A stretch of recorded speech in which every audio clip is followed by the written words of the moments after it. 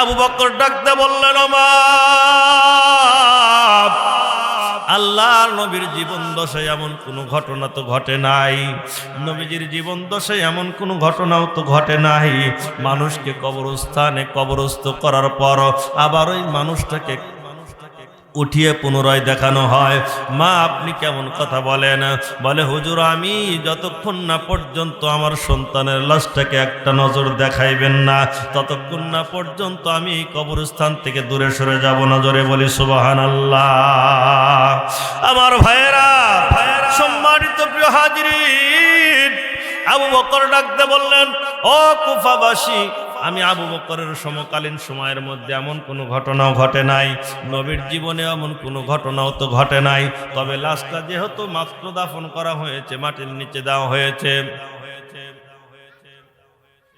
লাশটা যেহেতু মাত্র মাটির নিচে প্রবেশ করানো হয়েছে, এখনো তো গন্ধ ওঠে নাই, পচন ধরে নাই, খুব তাড়াতাড়ি করেই তো আমরা দেখাইতে পারবো। যাও, আল্লাহর নবীর সাহাবী আমিরুল মুমিনিন খলিফাতুল মুসলিমিন আবু বকর রাদিয়াল্লাহু তাআলা আনহু দুইজন কুফাবাসীকে ডাকতে বললেন, যাও যাও যাও, কবরের মাটিগুলো তোমরা সরানোর চেষ্টা করো। এর মধ্যে আবু বকর ডাকতে বললেন, মা, আপনার কাছে তিনটি প্রশ্ন আমার রয়েছে, তিনটি কথা আপনাকে বলবো, এই তিনটি শর্ত আপনাকে মেনে নিতে হবে। বুড়িমা ডাকতে বললেন, হুজুর, তিনটা কেন? যদি শত শর্ত দেন আমি মেনে নিব, কিন্তু আমার কলিজার টুকরো সন্তানের চেহারা না দেখে চলে যাব না। জোরে বলি সুবহানাল্লাহ। আমার ভাইয়েরা, একটু গভীর মনোযোগ, একটু গভীর মনোযোগ। ছোট্টবেলায় আমরা যখন প্রাইমারিতে পড়তাম, আমাদের এক বন্ধু যখন দুনিয়ার থেকে বিদায় হয়ে গেল, আরে একমাত্র সন্তান মায়ের কলিজার মধ্যে, মায়ের কোলের মধ্যে বাবা ছোট্টবেলা দুনিয়ার থেকে বিদায় হয়ে যায়। ওই মায়ের সন্তানটা যখন অনেক জ্বর তাপমাত্রা উঠে কবরে চলে গেল, মা দুঃখিনী, মা জননী, আমরা দেখেছি নিজের হাতের মধ্যে ওই যে খুলতার সাপন নিয়ে কবরস্থানের মধ্যে রাত্রিবেলায় চলে যেত। মাকে বারবার নিয়ে আসা হয়েছে। মা ডাকতে বলেন, তোমরা আমার ব্যথা বুঝবে না, আমি মা, আমার কলিজার টুকরা সন্তানকে বিদায় করে দিয়ে আমার কলিজাটা ভেঙ্গে চুরে খান খান হয়ে গেছে। আমার ভাইয়েরা, মা ডাকতে বলেন, আবু বকরকে ডাকতে বলেন, নবীর সাহাবী, আপনার পরিচয় শুনতে পেয়েছি, আরহাম উম্মতি বি উম্মতি আবু বকর, আপনি বড় নরম হৃদয়ের মানুষ, নরম তবিয়তের মানুষ।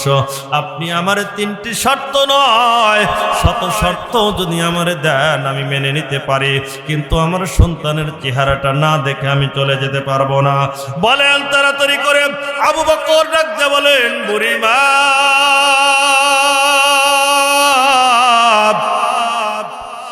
এক নাম্বার শর্ত হলো, আপনার সন্তানের কবরটাকে যখন খনন করা হবে, আপনার সন্তানের কবরটাকে যখন খনন করা হবে, মাটি সরিয়ে দেওয়া হবে, আপনার সন্তানের চেহারাটা যখন আপনার চোখের মধ্যে পড়ে যাবে, নজরের মধ্যে পড়ে যাবে, আপনি প্রমিস করেন, ওয়াদা দেন, আপনি আমারে কথা দেন, ওই সন্তানের কবরটার মধ্যে আপনি ঝাঁপায়া পড়তে পারবেন না। এক নাম্বার শর্ত হলো কবরের মধ্যে ঝাঁপায়া পড়তে, আমার দিকে দাও, আমার কানের দিকে দাও, কবরের দিকে ঝাঁপায়া পড়তে পারবে না। দুই নাম্বার হলো, মা আপনি শুনে নেন, আপনার সন্তানের লাশটা যখন আপনি দেখবেন চোখের মধ্যে পড়বে, আপনার সন্তানের লাশটা দেখে আপনি চেঁচামেচি করতে পারবেন না, আপনি হাউমাউ করে কান্না করতে পারবেন না। সব শর্ত মেনে নিল। তিন নম্বর শর্ত হলো, বুড়িমা, আপনি আপনার সন্তানের লাশটা যখন কবরের মধ্যে চোখে পড়বে, আপনি অজ্ঞান হয়ে যেতে পারবেন না। লিল্লাহে তাকবীর, লিল্লাহে তাকবীর। মাহফিলের সম্মানিত বিশেষ অতিথি সাহেবের আগমন, আমাদের মিজান ভাইয়ের আগমন। লিল্লাহে তাকবীর, লিল্লাহে তাকবীর।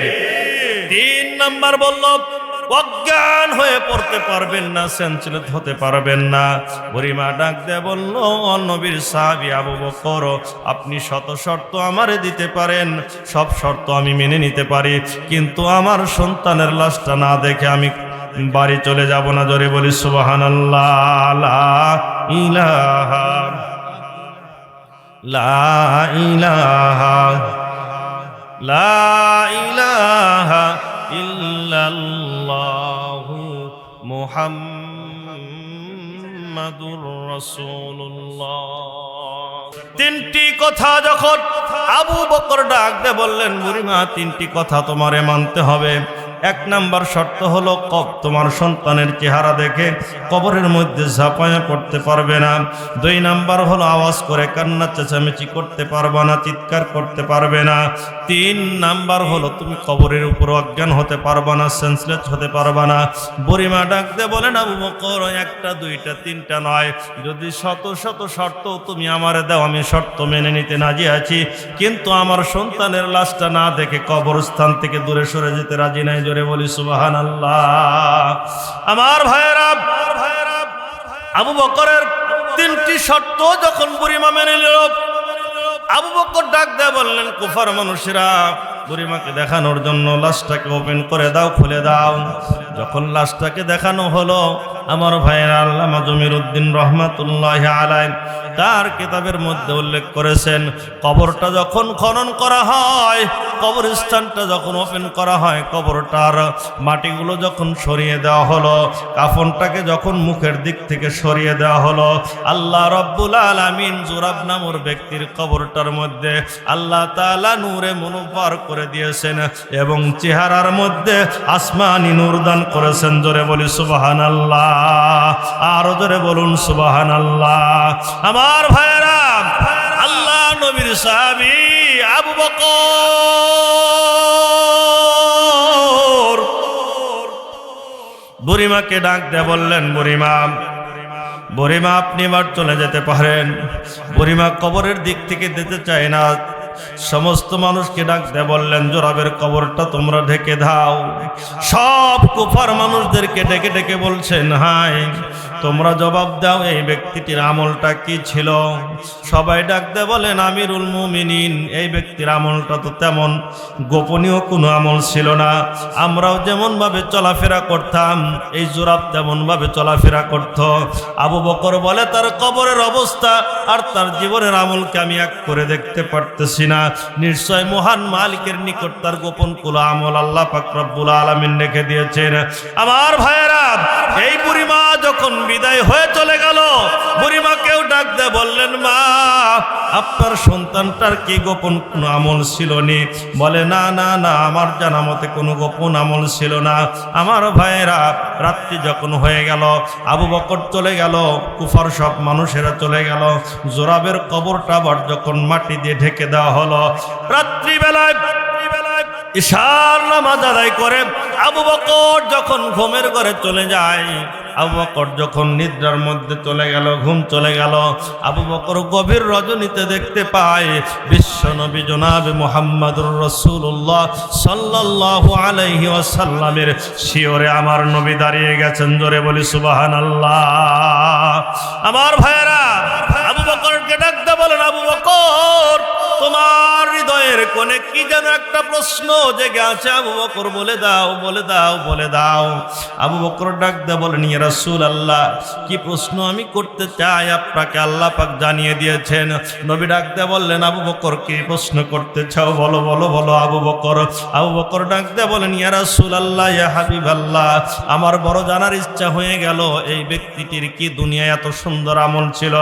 আল্লাহ নবী ডাক দে বললেন, আবু বকর, ও আমার আবু বকর, আল্লাহ রাব্বুল আলামিন সূরা জুমারের যে আয়াতে কারিমা নাজিল করে দিয়েছেন, কুল ইয়া ইবাদিয়াল্লাযীনা আসরাফু আলা আনফুসিহিম লা তাকনাতু মির রাহমাতিল্লাহ ইন্নাল্লাহা ইয়াগফিরুয যুনুবা জামিআ ইন্নাহু হুয়াল গফুরুর রহিম।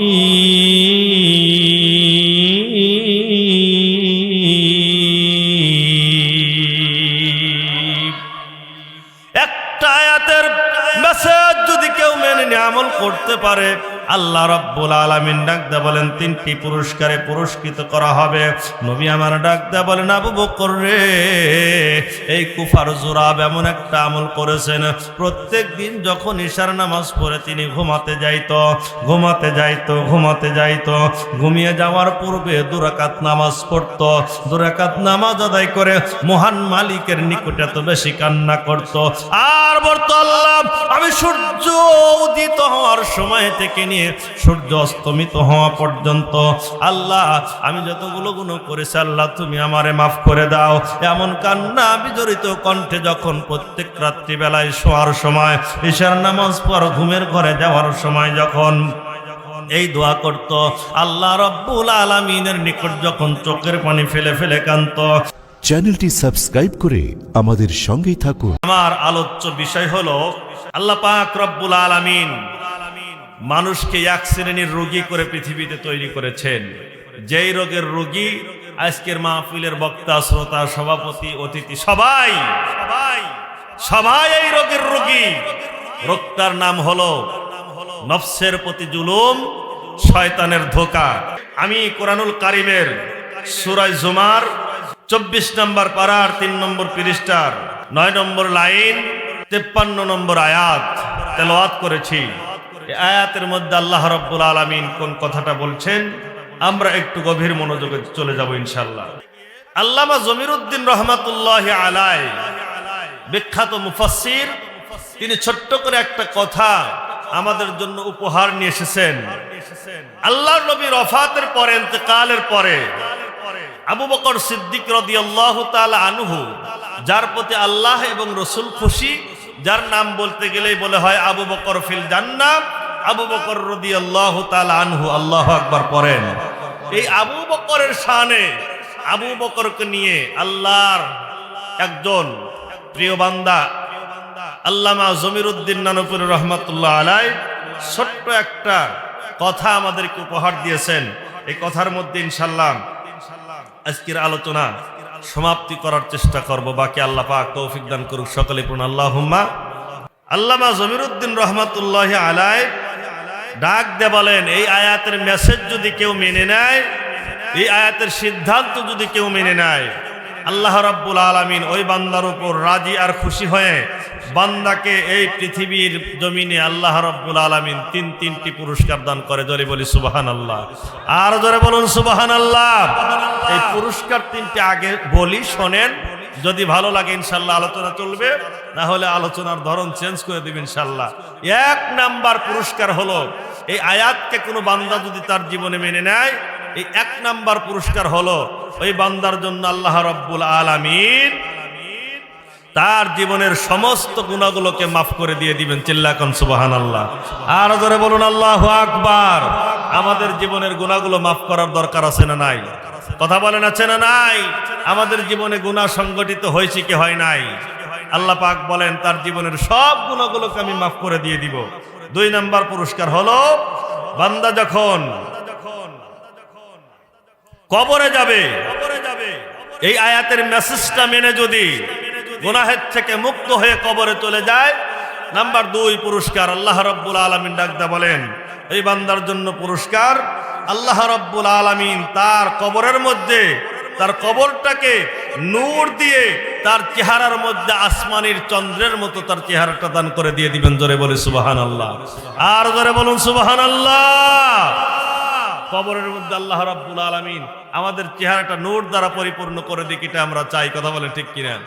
Attention please. নাম্বার 3 পুরস্কার হলো আল্লামা জমিরুদ্দিন রহমাতুল্লাহি আলাইহি তিনি এই আয়াতের ব্যাখ্যাটা বুঝাইতে গিয়ে কথাটা নিয়ে এসেছেন, তার কিতাবের মধ্যে উল্লেখ করেছেন। নাম্বার 3 পুরস্কার হলো আল্লাহ রাব্বুল আলামিন তার কবরের মধ্যে যেই সাদা 3 টুকরা 5 টুকরা সাদা মার্কিন পরায়া কবরের মধ্যে ঢুকানো হয়, এই সাদা কাপড়টা খুলে নিয়ে আল্লাহ রাব্বুল আলামিন জান্নাত থেকে জান্নাতি পোশাক পরায়া দিবেন এবং স্বয়ং বিশ্ব নবীজির সম্মুখে ওই বান্দাকে বসা দিবেন। চিল্লাকান আল্লাহু আকবার, আর জোরে বলুন আল্লাহু আকবার। পুরস্কার 3টি ভালো লেগেছে না ভাই? পুরস্কার 3টি ভালো লেগেছে না? এবার আসুন গভীর মনোযোগ। সম্মানিত প্রিয় ভাইয়ের আমার, একান্ত আপনজনের আমার বন্ধুগণ আমার আল্লামা জমিরউদ্দিন রহমাতুল্লাহি নানুপুরি তাআলা তিনি তার কিতাবের মধ্যে আয়াতের আলোচনা করতে গিয়ে একজন ব্যক্তির আলোচনা নিয়ে আসলেন, যেই ব্যক্তি আর কেউ নয়, সাদিকুল আমিন, আল্লাহর নবীর অবর্তমানে নবীজি যখন পৃথিবীর থেকে চলে গেলেন, ওফাত হয়ে গেল, ইন্তেকাল হয়ে গেল, আবু বকর রাদিয়াল্লাহু তাআলা আনহুর খেলাফত সময়ে, খেলাফতের কালে আবু বকর রাদিয়াল্লাহু তাআলা আনহু একটা দিনের কথা, ঘর থেকে তিনি বের হয়ে চলে গেল। সকালবেলা যখন ঘর হতে বের হতে হতে যখন দাওয়াতি কাজ করলেন, কালেমার দাওয়াত নিয়ে যখন হাঁটতে হাঁটতে হাঁটতে যখন চলে যাচ্ছিল, যাইতে যাইতে যাইতে কুফা নগরীতে চলে গেল। একটা এলাকার নাম কুফা, ভালো ছিল আবার মন্দ হয়ে গেছে, হাতাহাতির দরকার না, আমি দূর থেকে কথা বলবো, শব্দ হবে না, ভালো হয়েছিল। কুফা নগরীতে যখন পৌঁছে গেল, আবু বকর রাদিয়াল্লাহু তাআলা আনহু দেখতে পারলো অনেকগুলো মানুষ দাঁড়িয়ে আছেন, শুধু দাঁড়িয়েই নাই, তাদের সম্মুখে একটা মৃত লাশকে নিয়ে তারা দাঁড়িয়ে আছেন। জোরে বলি সুবহানাল্লাহ। আবু বকর ডাকতে বললেন, ও কুফার অধিবাসী, ও কুফার মানুষেরা, তোমরা এতগুলো মানুষ কেন দাঁড়িয়ে আছো? সব মানুষগুলো ডাকতে বলেন, আপনি কে গো চিনতেছি না, তবে শুনে নেন আমরা কেন দাঁড়িয়ে আছি, কেন দাঁড়িয়ে আছি। এই যে দেখতে পাচ্ছেন একজন মৃত লাশকে নিয়ে দাঁড়িয়ে আছি, একজন মৃত লাশকে নিয়ে আমরা দাঁড়িয়ে আছি। এই মানুষটার জানাজা দেওয়ার মতো একজন আলেমও আমাদের কুফার মধ্যে নাই। জোরে বলেন নাউজুবিল্লাহ। একজন আলেমও আমাদের কুফার মধ্যে নাই, একজন জানাজা করার মতন ব্যক্তিও আমাদের নিকট নাই। হুজুর আপনি এসেছেন, আমরা খুশি হয়েছি। কি আপনার নাম, কোথা থেকে এসেছেন, কি আপনার পরিচয়? আবু বকর নিজের পরিচয়টা দিয়ে দিল, আমি আমিরুল মুমিনিন খলিফাতুল মুসলিমিন, রাষ্ট্রের প্রেসিডেন্ট, আল্লাহর নবীর বর্তমানে নবীজির ইন্তেকালের পরে, ওফাতের পরে আমি আবু বকর প্রেসিডেন্টের দায়িত্ব গ্রহণ করেছি, আমি হলাম এই রাষ্ট্রের প্রেসিডেন্ট হযরতে আবু বকর। সবাই খুশি হয়ে গেল, আনন্দিত হয়ে গেল। আবু বকর রাদিয়াল্লাহু তাআলা আনহু, আপনি যেহেতু এসেই গিয়েছেন আলহামদুলিল্লাহ, তাহলে আপনি এই আমাদের মৃত ব্যক্তির লাশটাকে আপনি জানাজার নামাজের ইমাম হয়ে যান। আবু বকর ডাক দেয়া বললেন, কুফাবাসীরা তোমরা শোনো শোনো শোনো, আমি জানাজার ইমামতি তো করবই করব, আল্লাহর এই প্রিয় বান্দার কবরের মধ্যে নেমে আমি লাশটাকে দাফন করব। জোরে বলি সুবহানাল্লাহ। কোন অবস্থা আপনারাই বুঝতে পারতেছেন ভাই, আমি আর বেশি কিছু বলবো না, আমি আর কিচ্ছু বলবো না আপনাদেরকে, আপনারা যা হয় হন, আমি মরে যাই। সম্মানিত প্রিয় ভাইয়ের আমার, একান্ত আপনজনের আমার গভীর মনোযোগ, আবু বকর রাদিয়াল্লাহু তাআলা আনহু ডাকতে বললেন, কুফার ভাইয়ের আমার, আমি এই ব্যক্তিটির নাম হলো জোরাব, এই জোরাবের লাশটাকে জানাজাও করব, কবরস্থও করব। যখন আবু বকর রাদিয়াল্লাহু তাআলা আনহু তার লাশটাকে দেখে কবরস্থ করলো, আমার ভাইয়েরা, সম্মানিত প্রিয় হাজিরিন, আমার ভাইয়েরা, আল্লাহর মেহেরবানিতে ওই সময় জানাজা করার মতন একজন মানুষও ছিল না। আল্লাহর মেহেরবানি বাংলার জমিনে আজকে ঘরে ঘরে প্রত্যেকটা গ্রামে গ্রামে হক্কানি উলামায়ে কিরামের দাওয়াতি মেহনতের কারণে এত সুন্দর মাদ্রাসাগুলো তৈরি হয়ে গেছেন। ক্লাস 3-র ছাত্ররা নিজের আব্বা আম্মার জানাজার জন্য প্রস্তুত হয়ে যায়। কথা বলেন ঠিক কিনা? আমার ভাইয়েরা, ক্লাস 3-4-এর একটা ছাত্র তার আব্বার জানাজার জন্য প্রস্তুত হয়ে যায়। আমার ভাইয়েরা, যারা শিক্ষা গ্রহণ করেন নাই, ওয়েট এন্ড সি, আপনি অপেক্ষা করেন। আপনার আব্বা মারা যাওয়ার পর আপনি জানাজা করতে সাহস পান না, আপনি মৃত বাবার লাশটাকে গোসল করাইতে সাহস পান না, আব্বার লাশটা কাঁধে নিয়ে সাহস পান না, আব্বার মৃতদেহটা আপনি কবরস্থানের কবরের মধ্যে নামাইতে সাহস পায় না। আপনি অপেক্ষা করেন, বেশি সময় লাগবে না, আপনার সন্তানটাও আপনারে ফাঁকি দেওয়ার জন্য অপেক্ষায় আছে। কথা বলেন ঠিক কিনা? সম্মানিত প্রিয় ভাইয়ের আমার, আবু বকর যখন লাশটা নিয়ে বললেন তোমরা কাতার বন্দি করে ফেলে দাও, কাতার তৈরি করে ফেলে দাও। যখন কাতার বন্দি হয়ে গেল, লাশটাকে নিয়ে যখন সারিবদ্ধ হয়ে গেল, আমার ভাইয়েরা একটু গভীর মনোযোগ। যখন কাতার বন্দি হয়ে গেল, জানাজা যখন শেষ হয়ে গেল, লাশটাকে যখন কবরের মধ্যে ঢুকানো হলো, আলা মিল্লাতি রাসূলিল্লাহ বলে লাশটা যখন কবরে দেওয়া হলো, মাথার মোড়নগুলো খুলে দেওয়া হলো, সুন্দর করে যখন কবরস্থানের কবরটা যখন পরিপূর্ণ করা হলো, আবু বকর রাদিয়াল্লাহু তাআলা আনহু দেখতে পায়, হঠাৎ করে দুরদিকে একটু তাকায় দেখেন একজন বৃদ্ধা মহিলা, বিধবা মহিলা লাঠির উপর ভর করে করে কুফার মাটিতে কবরস্থানের দিকে আগাছে। জোরে বলি সুবহানাল্লাহ। আস্তে আস্তে যখন একেবারে নিকটবর্তী হয়ে গেল, একেবারে কবরস্থানের নিকটে যখন হাজির হয়ে গেল, আল্লাহর নবীর সাহাবী আবু বকরকে ডাক দিয়ে বললেন, হুজুর আমার একটা কথা আছে, আমি জানি না আপনার পরিচয়, তবে এই যে সন্তানটাকে আপনি কবরের মধ্যে রাখলেন, কবরের মধ্যে জানাজা করে ঢুকিয়ে দিলেন, এই সন্তানটা আমার প্রতিবেশীও কোনো মানুষ নয়, আমার দূরের কোনো আত্মীয় নয়, এই সন্তানটা হলো আমার উদারের সন্তান, আমার পেটের সন্তান। আমার ইচ্ছা ছিল, আমার ধারণা ছিল না, আমি ভেবেই নিয়েছিলাম হয়তোবা আমি আগে মারা যাব, আমার সন্তানটা আমার লাশটা কাঁধে নিয়ে কবরস্থানের মধ্যে নিয়ে আসবে। আমার ভাইয়েরা, সন্তান বাবার আগে সন্তানের লাশটা কবরস্থানে যেতে পারে কি পারে না? দাদার আগে নাতি কবরে যায় কি যায় না? মা ডাক দেয় বলল, বাবা আমার ধারণা ছিল আমি আগে মারা যাব, আমার সন্তান আমারে মাটি দিবে, কাঁধে নিবে, কবরে নামাইবে, আমি একটু দূরে চলে যাই। আমার সন্তান জোরাব যখন মারা যায়, আমি সংবাদটা পাইতে একটু বিলম্ব হয়ে গেল, আমি আসতে একটু দেরি হয়ে গেল, এর মধ্যেই তারে কাফন করানো হয়ে গেল, দাফন করা হয়ে গেল, জানাজা করে কবরস্থ করা হয়ে গেল। হুজুর আমি আমার সন্তানের লাশটাকে একটাবার দেখতে চাই। আবু বকর ডাকতে বললেন, মা আল্লাহর নবীর জীবন দশায় এমন কোনো ঘটনা তো ঘটে নাই, নবীজির জীবন দশায় এমন কোনো ঘটনাও তো ঘটে নাই, মানুষকে কবরস্থানে কবরস্থ করার পর আবার ওই মানুষটাকে উঠিয়ে পুনরায় দেখানো হয়। মা আপনি কেমন কথা বলেন? বলে, হুজুর আমি যতক্ষণ না পর্যন্ত আমার সন্তানের লাশটাকে একটা নজর দেখাইবেন না, ততক্ষণ না পর্যন্ত আমি কবরস্থান থেকে দূরে সরে যাব না। জোরে বলি সুবহানাল্লাহ। আমার ভাইয়েরা, সম্মানিত প্রিয় হাজিরিন, আবু বকর ডাকতে বললেন, ও কুফাবাসী, আমি আবু বকরের সমকালীন সময়ের মধ্যে এমন কোনো ঘটনাও ঘটে নাই, নবীর জীবনে এমন কোনো ঘটনাও তো ঘটে নাই, তবে লাশটা যেহেতু মাত্র দাফন করা হয়েছে, মাটির নিচে দেওয়া হয়েছে,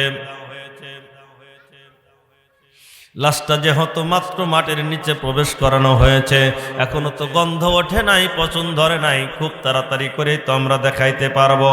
যাও আল্লাহর নবীর সাহাবী আমিরুল মুমিনিন খলিফাতুল মুসলিমিন আবু বকর রাদিয়াল্লাহু তাআলা আনহু দুইজন কুফাবাসীকে ডাকতে বললেন, যাও যাও যাও, কবরের মাটিগুলো তোমরা সরানোর চেষ্টা করো। এর মধ্যে আবু বকর ডাক দিয়ে বললেন, মা আপনার কাছে তিনটি প্রশ্ন আমার রয়েছে, তিনটি কথা আপনাকে বলবো, এই তিনটি শর্ত আপনাকে মেনে নিতে হবে। বুড়িমা ডাক দিয়ে বললেন, হুজুর তিনটা কেন? যদি শত শর্ত দেন আমি মেনে নিব, কিন্তু আমার কলিজার টুকরো সন্তানের চেহারা না দেখে চলে যাব না। জোরে বলি সুবহানাল্লাহ। আমার ভাইয়েরা একটু গভীর মনোযোগ, একটু গভীর মনোযোগ। ছোট্টবেলায় আমরা যখন প্রাইমারিতে পড়তাম, আমাদের এক বন্ধু যখন দুনিয়ার থেকে বিদায় হয়ে গেল, আরে একমাত্র সন্তান মায়ের কলিজার মধ্যে, মায়ের কোলের মধ্যে বাবা ছোট্টবেলা দুনিয়ার থেকে বিদায় হয়ে যায়। ওই মায়ের সন্তানটা যখন অনেক জ্বর তাপমাত্রা উঠে কবরে চলে গেল, মা দুঃখিনী, মা জননী, আমরা দেখেছি নিজের হাতের মধ্যে ওই যে খুলতার সাপন নিয়ে কবরস্থানের মধ্যে রাত্রিবেলায় চলে যেত। মাকে বারবার নিয়ে আসা হয়েছে। মা ডাক দিয়ে বলেন, তোমরা আমার ব্যথা বুঝবে না, আমি মা আমার কলিজার টুকরা সন্তানকে বিদায় করে দিয়ে আমার কলিজাটা ভেঙ্গে চুরে খান খান হয়ে গেছে। আমার ভাইয়েরা, মা ডাক দিয়ে বলেন, আবু বকরকে ডাক দিয়ে বলেন, নবীর সাহাবী আপনার পরিচয় শুনতে পেয়েছি, আরহাম উম্মাত রাহমাতি বি উম্মতি আবু বকর, আপনি বড় নরম হৃদয়ের মানুষ, নরম তবিয়তের মানুষ, আপনি আমার তিনটি শর্ত নয় শত শর্ত যদি আমারে দেন আমি মেনে নিতে পারি, কিন্তু আমার সন্তানের চেহারাটা না দেখে আমি চলে যেতে পারবো না। বলেন তাড়াতাড়ি করে। আবু বকর ডাকতে বলেন, বুড়িমা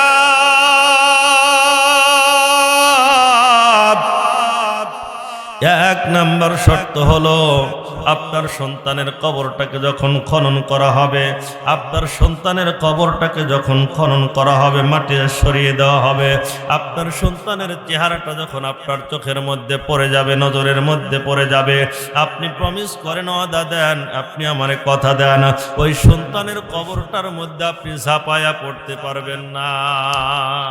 এক নাম্বার শর্ত হলো কবরের মধ্যে ঝাঁপায়া পড়তে, আমার দিকে দাও, আমার কানের দিকে দাও, কবরের দিকে ঝাঁপায়া পড়তে পারবে না। দুই নাম্বার হলো, মা আপনি শুনে নেন, আপনার সন্তানের লাশটা যখন আপনি দেখবেন চোখের মধ্যে পড়বে, আপনার সন্তানের লাশটা দেখে আপনি চেঁচামেচি করতে পারবেন না, আপনি হাউমাউ করে কান্না করতে পারবেন না। সব শর্ত মেনে নিল। তিন নম্বর শর্ত হলো, বুড়িমা আপনি আপনার সন্তানের লাশটা যখন কবরের মধ্যে চোখে পড়বে আপনি অজ্ঞান হয়ে যেতে পারবেন না। লিল্লাহে তাকবীর, লিল্লাহে তাকবীর। মাহফিলের সম্মানিত বিশেষ অতিথি সাহেবের আগমন, আমাদের মিজান ভাইয়ের আগমন।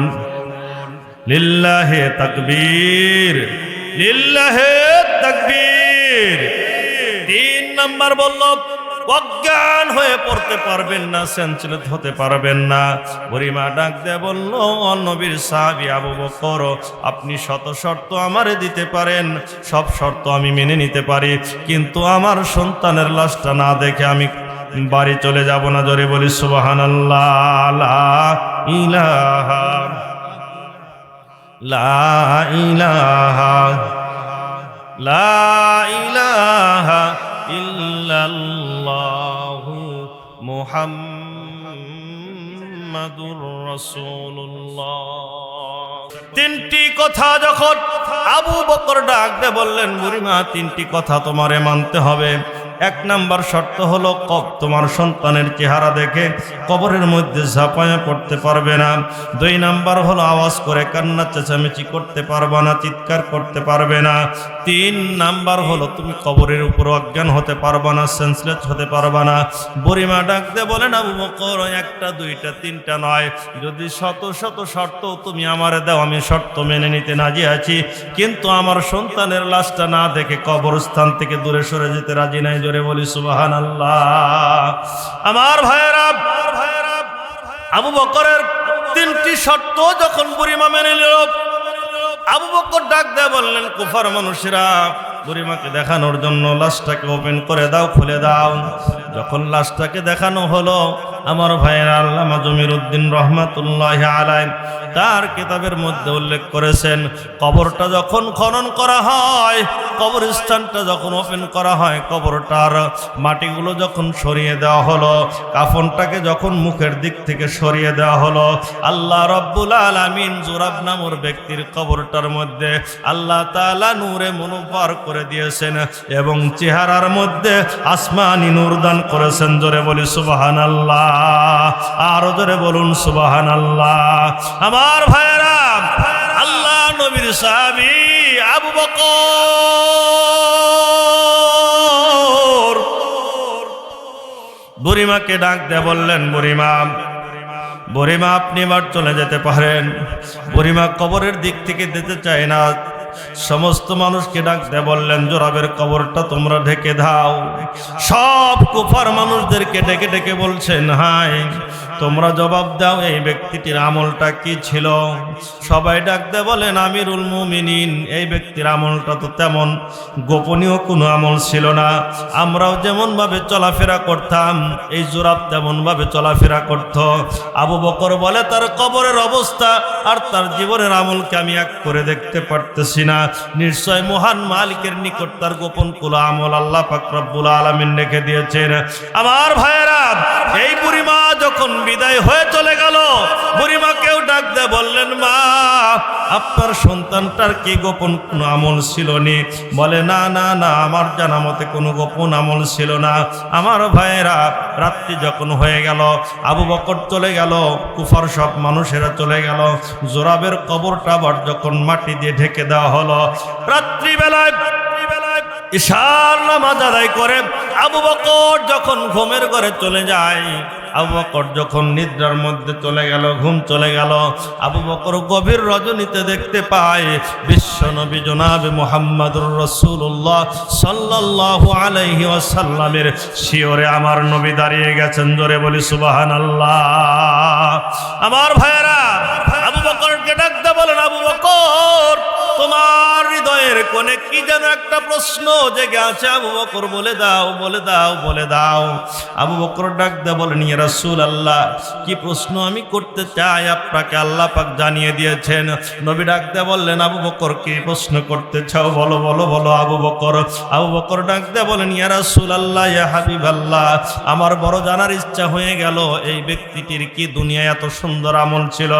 আল্লাহ নবী ডাকতে বললেন, আবু বকর, ও আমার আবু বকর, আল্লাহ রাব্বুল আলামিন সূরা জুমারের যে আয়াতে কারিমা নাজিল করে দিয়েছেন, কুল ইয়া ইবাদিয়াল্লাযীনা আসরাফু আলা আনফুসিহিম লা তাকনাতু মির রাহমাতিল্লাহ ইন্নাল্লাহা ইয়াগফিরুয যুনুবা জামিআ ইন্নাহু হুয়াল গফুরুর রহিম।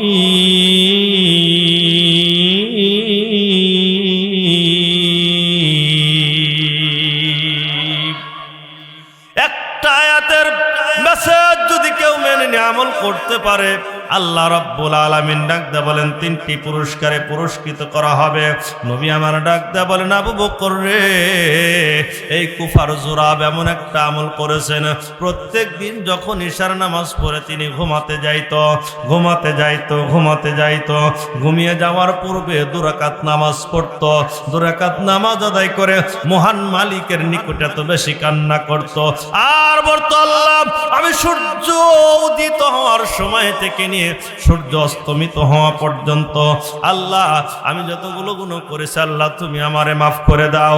এমন কান্না বিজড়িত কণ্ঠে যখন প্রত্যেক রাত্রিবেলায় শোয়ার সময়, ইশার নামাজ পর ঘুমের ঘরে যাওয়ার সময় যখন এই দোয়া করত, আল্লাহ রাব্বুল আলামিনের নিকট যখন চোখের পানি ফেলে ফেলে কাঁদত, নবী আমার ডাকতে বলেন, মান বাকা মিন খাশিয়াতিল্লাহি হারামাল্লাহু আইনুন নার। আমার ভাইয়েরা, ওয়াজিয়া ইয়াউমাইযিন বিজাহান্নাম, ওই দিন কিয়ামতের ময়দানে হাসরের মাঠে 70,000 শিকল দিয়ে জাহান্নামকে টেনে ধরা হবে, বেঁধে রাখা হবে। জাহান্নাম ওই দিন আটকানো সম্ভব হবে না। জাহান্নাম মানুষের কলিজার মধ্যে আগুন লাগানোর চলে আসবে, আগুন লাগানোর জন্য চলে আসবে, মানুষের হৃদয়ের মধ্যে আগুন লেগে যাবে। আমার ভাইয়েরা, আল্লাহ রাব্বুল আলামিনের পয়গম্বর ওই দিন এক অঞ্চলে পানি উঠাইবে, এক মুষ্টি পানি উঠিয়ে জাহান্নামের দিকে নিক্ষেপ করে দিবে, জাহান্নামটা সঙ্গে সঙ্গে নিভে যাবে।